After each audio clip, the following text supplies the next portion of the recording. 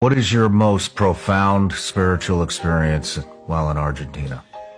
I've not told this one to very many people at all. Probably, I don't even know if my kids will know it. So when they hear it, there was three of us.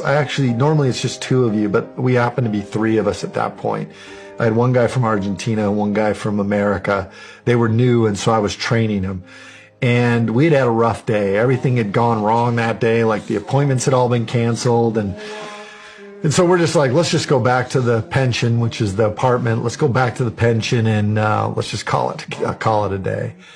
And as we crossed this road, we see this old man, just old and dirty, and clothes are all tattered, long hair, head down, beard, just old bum, like just what you would think is a bum.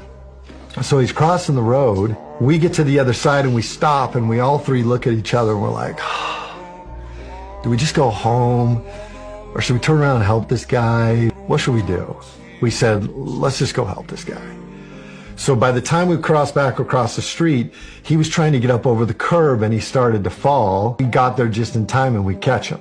We kept asking him, where are you going? And he was just kind of mumbling.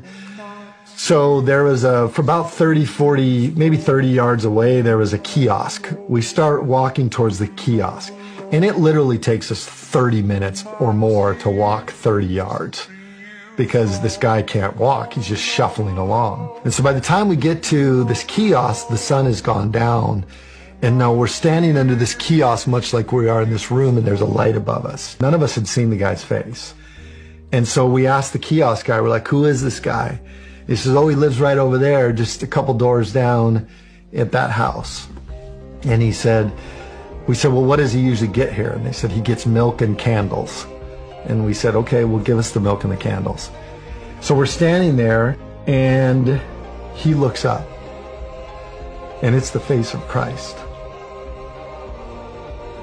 Whoa. Clean, clear, doesn't say anything. And I look at the other two guys with me, and we just looked at each other, and we were just like, what are we seeing? He put his head back down, and we never saw his face again. So 2 days later, we show back up. We're knocking on the door, nothing. We asked these kids out playing. We're like, hey, where's the guy that lives here? And they said, oh, he died 2 nights ago. Wow. Wow. And what it was for me is it taught you a lesson that Christ is in the things that you least expect. God is in the things that you least expect. If you judge a book by its cover, if you see it for the dirtiness and the bum and this and that, you miss the opportunities. You miss where Christ truly is.